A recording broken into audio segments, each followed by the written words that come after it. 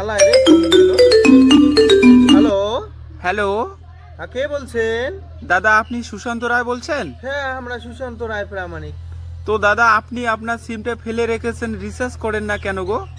ফেলে পয়সা নাই, কি করবো? তো সিম ফেলায় না রাখবো তো কি করবো? এখন তো রিচার্জের অনেক দাম কম গো। কেন দাম কম? কয়দিন আগে তো তোমরা বাড়াইলেন।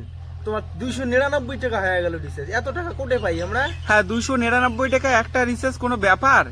কেন, পয়সা কি তোমার বাপে কামায় নাকি? আরে বাবা, আপনার ভাষা ঠিক করে কথা বলুন। আমার ভাষা তো এগুলো, আরো ভালো ভাষা শুন। ভাই, তুমি একটু ভালো ভাষায় কথা বলতে পারো না? ভালো ভাষায় বলতে পাই তো, কেন পাই না? তুমি এরকম ভাষা ইউজ করতে, যাই হোক, তুমি কি রিচার্জটা এখন করবে? এখন কি পয়সাটা দিবে নাকি তুমি আমাকে? আরে ভাই, তুমি একটু ভদ্রভাবে কথা বলো। তুমি ফোন চালাবে আর আমি কেন পয়সা দিতে যাবো? তাহলে আমার ফোন আমি রিচার্জ করবো না করবো সেটা আমার ব্যাপার, তোমার ফোন করার কেন দরকার? আরে ভাই, এটা বুঝতেছো না? সিমটা অনেকদিন থেকে পড়ে আছে, তুমি রিচার্জ আমার করতে। সিম আমার ঘরে পড়ে আছে, তোমার কি হয়েছে তাতে? আরে ভাই, একটু বোঝার চেষ্টা করে। কি বুঝবো তোমার কাছে আমি? আরে ভাই, বোঝার চেষ্টা করে। রিচার্জে বোঝার কিছু নাই তো।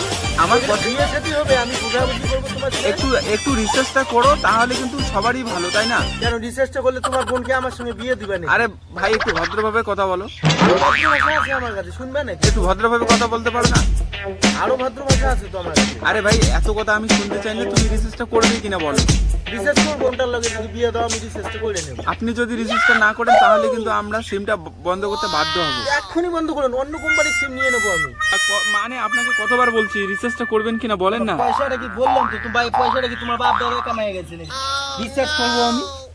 আরে বাপ দাদা পয়সাটা কামাই গেছে নাকি? আমি আরে recharge ভাই, একটু বোঝার চেষ্টা করো। রিসার্চটা করো, তোমারই ভালো হবে, তাই না? বলো। দেখ তোর মোবাইল। আরে দাদা, হ্যালো হ্যালো দা। হ্যালো, আরে দাদা, তোর গোষ্ঠী উদ্ধার করুন মই। আরে মোর দাদা। মোবাইল রিচার্জ না করে মোর ব্যাপার, তোরটা দেখি হইছে। আরে দাদা, আপনি বোঝার চেষ্টা করেন। যদি রিসার্চ করেন, তাহলে আপনাকে কিন্তু আত্মীয় স্বজন, বন্ধু বান্ধব, এমনকি গার্লফ্রেন্ডও ফোন করতে পারে, তাই না? তো পয়সাটা দিয়ে দাও, রিচার্জটা করি। আরে বাবা, আপনার মোবাইল, আপনি কথা বলবেন, আমি কেন রিসার্চ করা দেবো, এটা বলেন। মোবাইলটা আমার, বুঝে যাও। হ্যাঁ। কত ভাষা বুঝেন? হ্যাঁ, বুঝি। মোবাইলটা আমার, রিচার্জ যদি না করি আমার ব্যাপার। আরে বাবা, সেটা বুঝি, কিন্তু রিসার্চ যদি আপনি না করেন, তাহলে আপনি কিন্তু গার্লফ্রেন্ডের সঙ্গে কথা বলতে পারবেন না, তাই না?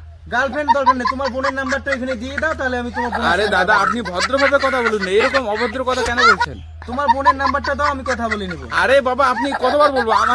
আমি কিন্তু রাগ কন্ট্রোল করতে পারছি না, এটা বলে রাখছি। আপনি আমি রিচার্জ করবো না। আপনি কি ভদ্রভাবে কথা বলবেন? এর থেকে আমার কাছে আরো ভদ্র ভাষা আছে। আরে ভাই, রিসার্চটা তুমি করবে কিনা সেটা বলো। আমি রিচার্জ করবো না। রিসার্চটা তোমাকে করতেই হবে। আমি কেন করবো? আরে- জবরদস্তি পাইছো নাকি? রিচার্জ করা লাগবে। আরে ভাই, জবরদস্তি না, তুমি রিসার্চটা করো, তোমার ভালোর জন্য আমি বলছি। আমার ভালো আমি বুঝবো, আমার ভালো তোমার দেখা লাগবে না তো। আরে ভাই, কথা, তুমি মেজাজ গরম করতেছো কেন ভাই? একটু মেজাজ মেজাজ। গরমের কি দেখলে তুমি? আইসো আগে, নাহলে ফোনের মধ্যে ঢুকে লাগতে দিমু কিন্তু। আরে ভাই, তুমি একটু ঠান্ডা মাথায় একটু ভাবো, মেজাজটা তুমি একদম। কোনে আছে কত, অ্যাড্রেসটা দাও তো, আমি এখনই যাই। আরে ভাই, একদম আমি এয়ারটেল কোম্পানির অফিসে বসে আছি কিন্তু।